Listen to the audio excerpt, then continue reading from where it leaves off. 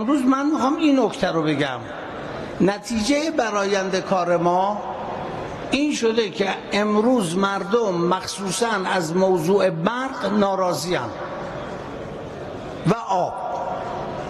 یه بخش از نارضایتی جناب عالی اینجا اشاره کردید، ولی حتما ما در پایان زمستان قبل اگه خاطرتون باشه بس میگفتیم که ما در تابستان دیگه ناترازی برق نداریم، قطعی برق نداریم. خب دیدیم بیشتر شد. استدلال میکنیم که میگیم برق حوزه آبی ما به خاطر بارش کم و آبهای سداد 10,000 مگاوات 12,000 مگاوات از دست دادیم.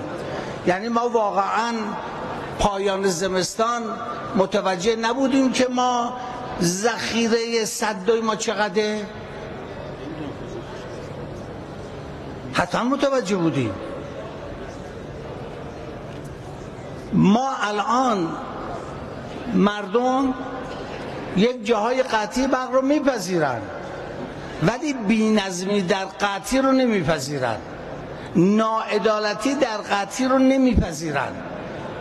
کسی که برگ سبز گرفته، پول داده، تضمین کرده که در هیچ شرایطی برق او قطع نشه، هزینه‌اش پرداخت کرده، نمیپذیره.